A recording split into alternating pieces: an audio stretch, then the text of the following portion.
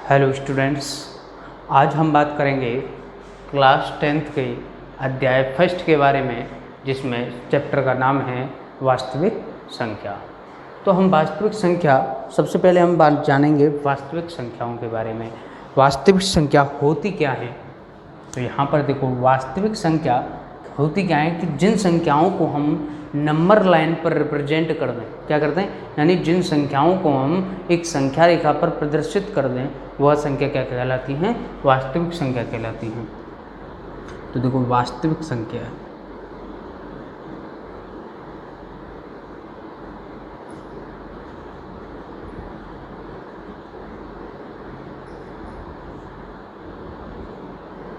वास्तविक संख्याएं जिन संख्याओं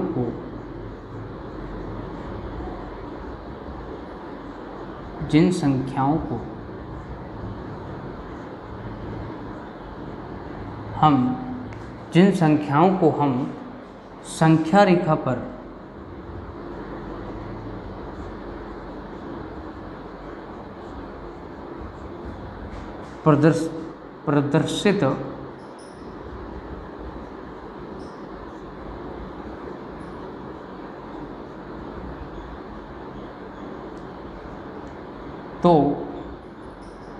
प्रदर्शित कर दें तो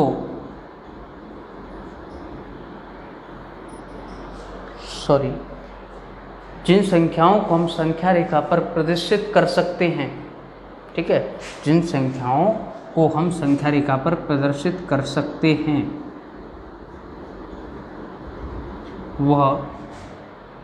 वह वास्तविक संख्या कहलाती हैं।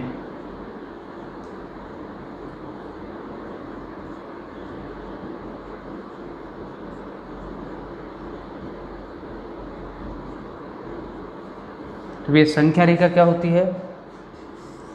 जीरो, मिड में जीरो होता है, यानी मध्य में। जीरो के राइट साइड में पॉजिटिव नंबर्स 1 2 3 4, -1। जीरो के लेफ्ट साइड में नेगेटिव नंबर्स।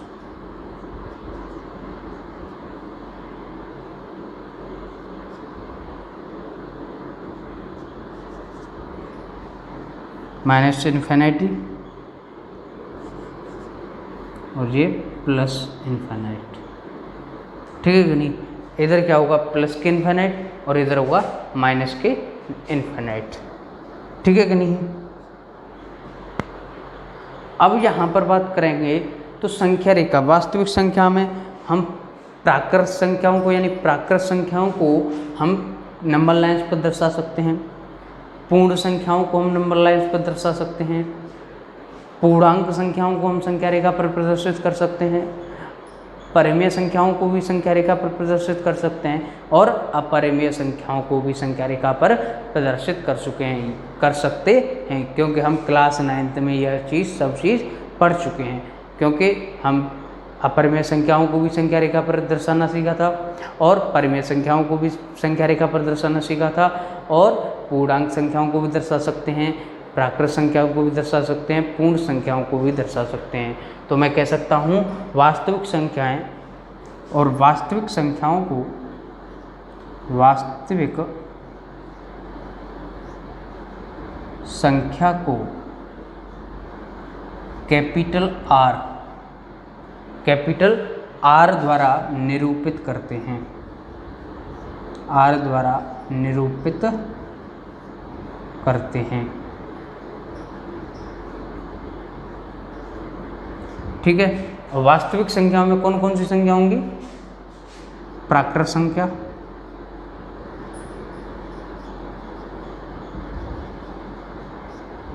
दूसरी प्राकृत संख्या, दूसरी क्या होगी? दूसरी होगी हमारे पास पूर्ण संख्या, तीसरी होगी पूर्णांक संख्या,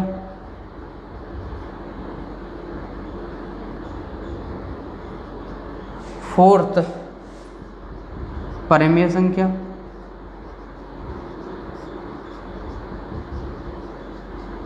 और फिफ्थ अपरिमेय संख्या।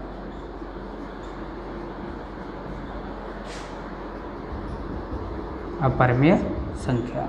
और इन सभी संख्याओं के बारे में हम क्लास 9th में पढ़ चुके हैं।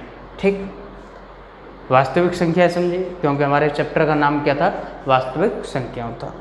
तो हमने पिछली क्लास 9th में क्या पढ़ा था, प्राकृत संख्याओं में प्राकृत संख्या पढ़ी थी, पूर्ण संख्या और इनके प्रॉपर्टीज़ के बारे में भी जाना था।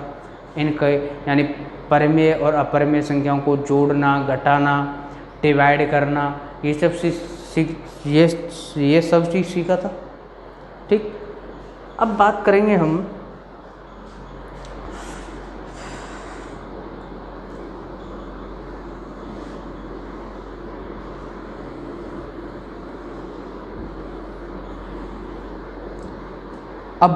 इस चैप्टर के बारे में। चैप्टर के बारे में सबसे पहले इसमें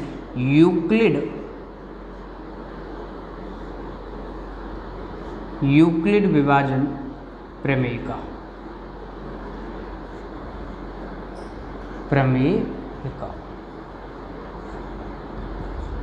यूक्लिड विभाजन प्रमेय का, जिसको बोलते हैं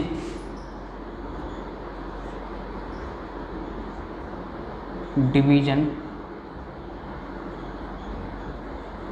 लेमा।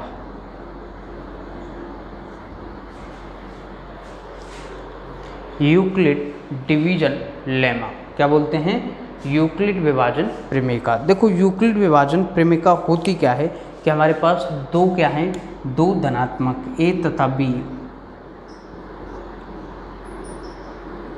दो धनात्मक पूर्णांक हैं,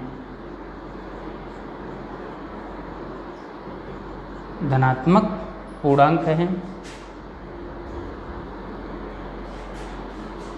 a तथा b, दो धनात्मक पूर्णांक हैं तथा b से a को विभाजित करने पर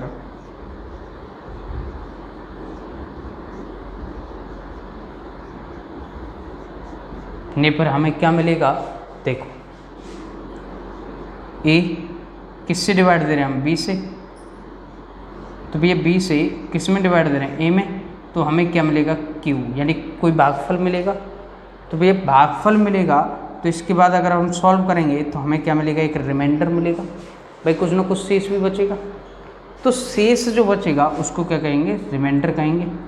तो जो हमारा जो शेष फल है वो या तो क्या होगा, 0 से बड़ा होगा, यानी 0 के बराबर या 0 से बड़ा, या b से छोटा होगा। b के बराबर नहीं होगा, क्या होगा, b से छोटा होगा। ठीक, तो अगर मैं बात करूं, हमने इसी को जो हम नर्सरी से LKG UKG फर्स्ट जो अब तक डिवाइड करने का जो मेथड है वही क्या कहलाता है, यूक्लिड विभाजन प्रमेयिका कहलाती है। क्या कहलाती है, यूक्लिड विभाजन प्रमेयिका। देखो, जिसमें a बराबर भाज्य, क्या मैं इसको इस तरीके से लिख सकता हूँ, यहाँ पर देखो a बराबर BQ प्लस R, यही होगा। जैसे मैं क्या करता हूँ, 5 से 12 में डिवाइड देता हूँ, तो भैया लिख सकता हूँ 2 बार जाएगा 10, बचेगा कितना, 2 शेष पर। तो क्या मैं इसको 12 को इस तरीके से नहीं लिख सकता, 5 × 2 + 2 लिख सकता हूँ ना ये चीज़। तो मैंने क्या किया, a बराबर BQ प्लस R, तो यहाँ पर जो R होगा वो क्या होगा, 0 से बड़ा तथा बराबर होगा और b से छोटा होगा। जो r होगा वो क्या होगा, 0 से बड़ा होगा और r के बराबर, 0 के बराबर होगा और b से छोटा होगा। इसी पूरी कंडीशन को क्या कहते हैं हम, यूक्लिड विभाजन प्रमेय का कहते हैं। ठीक है कि नहीं। अब बात करते हैं इसके प्रयोग के बारे में, यानी अनुप्रयोग, यानी हम इसके application of Euclid division lemma. ठीक है कि नहीं, यानी यूक्लिड विभाजन प्रमेयिका के एप्लीकेशन यानी अनुप्रयोग कहाँ पर करेंगे।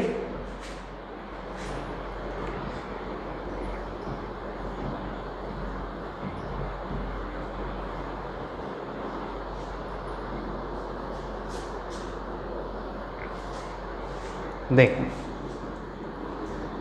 यूक्लिड विभाजन प्रमेयिका का प्रयोग एक तो हम धनात्मक पूर्णांकों के रूप में करेंगे, यानी धनात्मक पूर्णांक संख्या को किस तरीके से लिखा जा सकता है। जैसे मैं बात करता हूँ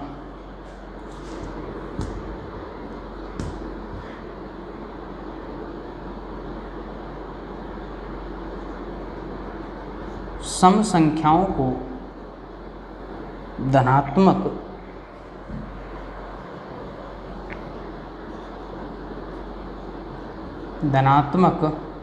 सम संख्याओं को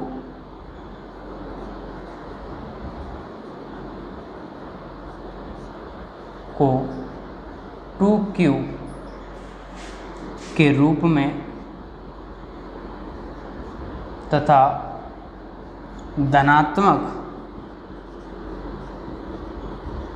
विषम संख्याओं को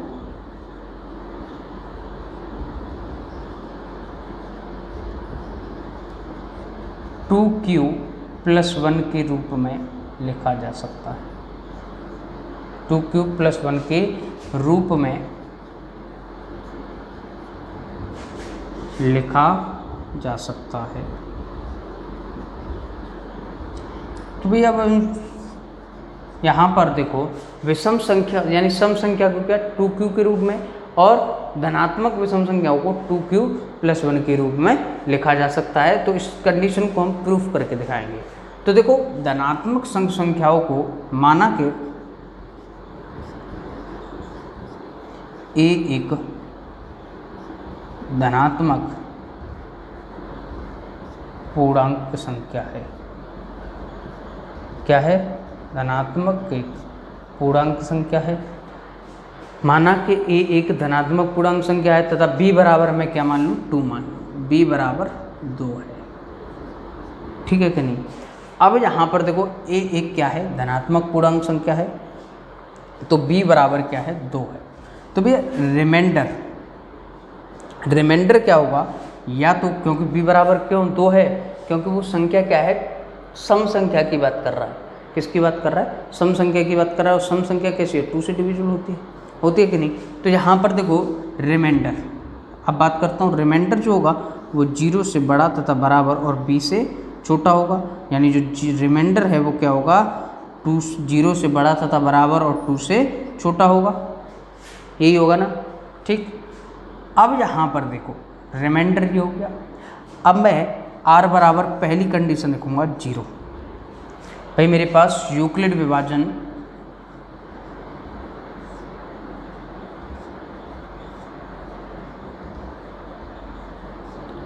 एल्गोरिथम,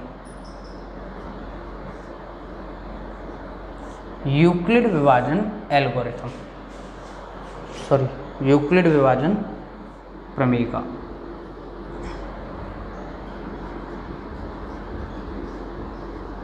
यूक्लिड विभाजन प्रमेयिका क्या है? a बराबर BQ+R, यही है ना, a बराबर BQ+R है। तो यहाँ पर देखो r बराबर क्या हो रहा है 0 हो रहा है। तो ये r बराबर 0 है तो मैं कह सकता हूँ a बराबर b कितना है 2q+0। तो भैया a हमने क्या मानी थी? धनात्मक पूर्णांक संख्या मानी थी। ठीक है कि नहीं? और बराबर 2q। ठीक है कि नहीं? अब q यहाँ q क्या है? यहाँ ये और लिख लेना q एक पूर्णांक है,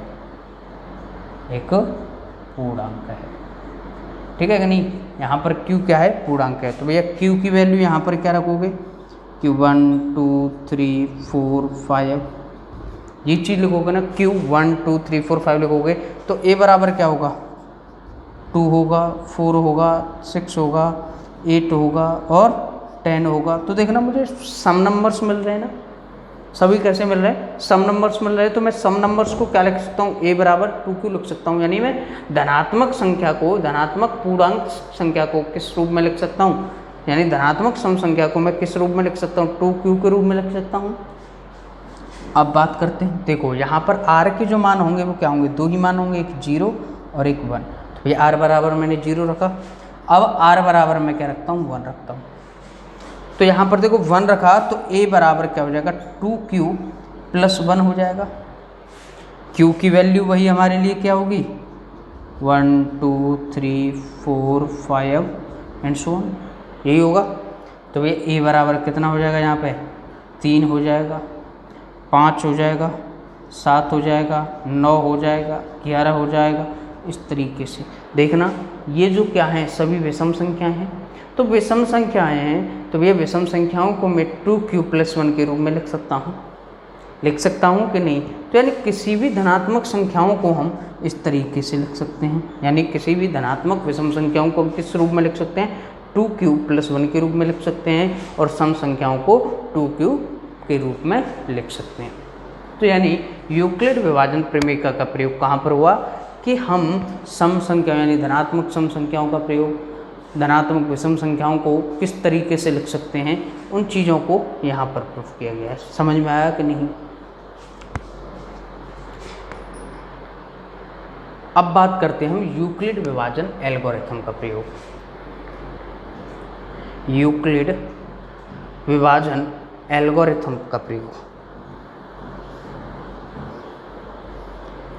चलो यूक्लिड विभाजन एल्गोरिथम का प्रयोग।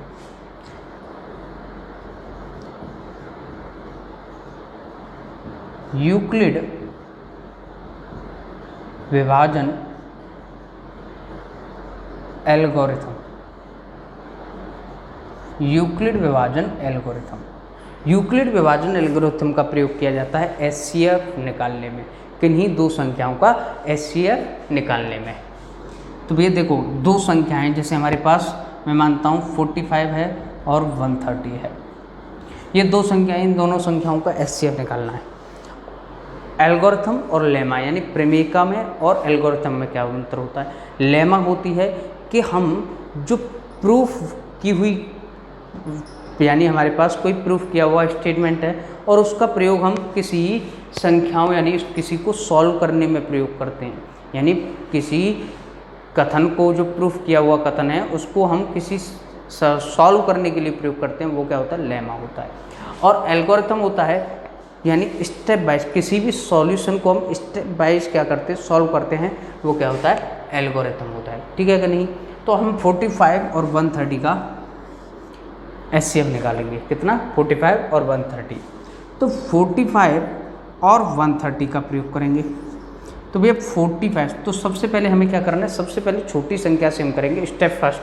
सबसे पहले हमें क्या करना है, स्टेप फर्स्ट कहूँगा कि सबसे पहले हमें छोटी कौन सी संख्या देखनी है। 45 में से सबसे छोटी संख्या कौन सी है, पहले तो 45 और 130 में सबसे छोटी संख्या कौन सी है, 45। तो क्या करना है, 45 से डिवाइड देना है 130 में। ठीक है, कितनी बार जाएगा, 2 टाइम्स जाएगा, 2 टाइम्स जाएगा, जो कि कितना 90, बचेगा कितना 40। फिर क्या करना है, यानी हमें तो भैया इस तरीके से लिख सकता हूँ 45 यानी 130 बराबर 45 इंटू 2 + 40। और ये कब करना है, जब रिमाइंडर 0 नहीं हो जाए तब तक करना है। तो भैया जब तक करना है जब तक रिमाइंडर क्या हो, 0 न हो जाए। स्टेप सेकंड, स्टेप सेकंड, अब क्या करना है, 40 से डिवाइड करना है, किस में, 145 में। 40 से डिवाइड देना है 45 में। तो ये 40 बराबर 45 बराबर 40 इंटू 1 + 5, ये करना है। Remainder is not equal to 0। कब तक करना है, जब रिमाइंडर 0 हो जाए। स्टेप थर्ड,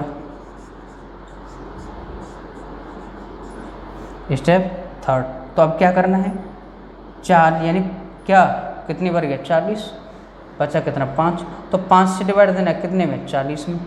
तो ये 5 से डिवाइड देना यानी 40 बराबर कितना हो जाएगा, 40 बराबर 5 इंटू 8 + 0। तो r बराबर कितना हो गया, 0 हो गया। r बराबर 0 हो जाए और जिस संख्या से हम डिवाइड दे रहे हैं वही क्या होगा, उन दोनों संख्याओं का एचसीएफ होगा। यानी वह संख्या उस संख्या को पूरा पूरा डिविजिबल कर दे, वही संख्या क्या होगी, उन दोनों संख्याओं का एचसीएफ होगी। तो भैया मैं कह सकता हूँ 45 और 130 का एचसीएफ, सॉरी यहाँ पर देखो 40 से डिवाइड 5 से, यहाँ पर दिख नहीं रहा होगा। अब बात करते हैं, देखो 40 से भाई 5 में यानी 40 को मैं लिख सकता हूँ 5 × 8 + 0। यहाँ पर r बराबर कितना हो गया, 0 हो गया कि नहीं। तो जहाँ पर r बराबर 0 हो जाए वही छोड़ दो, और जो डिवाइड देने पर यानी वह संख्या जो डिवाइड दे रही है और पूरा पूरा डिविजिबल कर रही है, वो संख्या क्या होगी, वही संख्या एचसीएफ होगी उन दोनों संख्याओं का। तो 45 और 135 का एचसीएफ, 130 का एचसीएफ, सॉरी 130 का एचसीएफ कितना हो जाएगा, 45, और 130 का एचसीएफ कितना हो जाएगा, बताओ कितना हो जाएगा, 5 एचसीएफ है, एचसीएफ 5 है, ठीक है कि नहीं। इस तरीके से हम दोनों संख्याओं का क्या निकालेंगे, एचसीएफ निकालेंगे, ठीक है कि नहीं। और एग्जाम्पल करेंगे भी, और कुछ एग्जाम्पल समझते हैं। देखो और कुछ एग्जाम्पल है, जैसे हमारे पास एग्जाम्पल है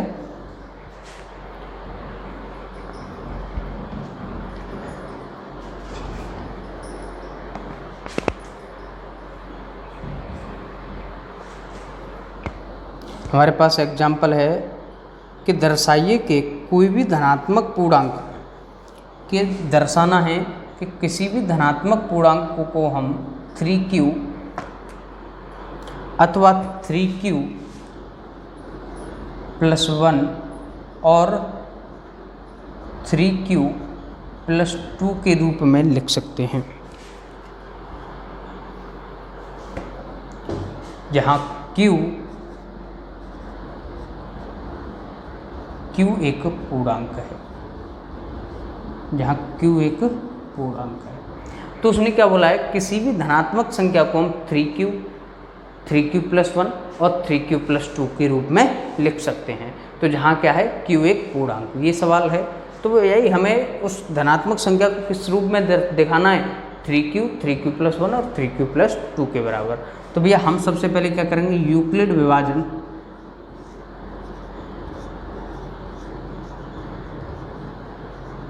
प्रमेयिका से, यूक्लिड विभाजन प्रमेयिका से, ठीक। यूक्लिड विभाजन प्रमेयिका से तो क्या होती है यूक्लिड विभाजन प्रमेयिका, a = bq + r होता है, ठीक है। तो हम मान लेते हैं, माना कि a एक धनात्मक पूर्णांक संख्या है, ठीक है कि नहीं, जहाँ यहाँ b = 3 है, b बराबर कितना है, 3 है। तो यहाँ पर देखो a बराबर, जब मैं b बराबर मैंने 3 लिया तो a = 3q + r होगा, और जो r जो होगा वो क्या होगा, 0 से बड़ा तथा 3 से छोटा होगा, 0 के बराबर तथा बड़ा और 3 से छोटा होगा। तो यानी r बराबर कितना होगा, 1, 0, 1 और 2, यही 3 कंडीशन होंगी और कुछ नहीं हो सकता। तो भैया मैंने पहले केस फर्स्ट में रखा, केस फर्स्ट r बराबर मैंने 0 रखा। तो भाई a बराबर कितना हो जाएगा, 3q + 0 हो जाएगा। तो भाई a बराबर कितना, 3q। तो यानी मैं किसी भी धनात्मक संख्या को, भैया धनात्मक संख्या क्या मानी थी मैंने, 3q, a = 3q, तो भैया मैं 3q के रूप में लिख सकता हूँ, ठीक है कि नहीं। अब बात करता हूँ r बराबर में 1, तो a बराबर कितना, 3q + 1। तो यहाँ पर देखो धनात्मक संख्या मैंने a को माना था और a को मैंने क्या लिख दिया, 3q + 1 के रूप में लिखा। तो यानी ये चीज़ j को बराबर हो गया 3q + 1 के, तो भैया मैं धनात्मक संख्या को क्या लिख सकता हूँ, 3q + 1 के रूप का भी लिख सकता हूँ। r बराबर मैंने 2 रखा, तो a बराबर कितना, 3q + 2 हो जाएगा। तो भैया a बराबर यानी धनात्मक पूर्णांक संख्या को मैंने क्या लिख दिया, 3q+2 के रूप का लिख दिया। तो भैया यहाँ पर a बराबर 3q+2 के रूप का लिखा, तो यानी मैं धनात्मक संख्या को 3q, 3q+1 और 3q+2 के रूप में लिख सकता हूँ। समझ में आया कि नहीं?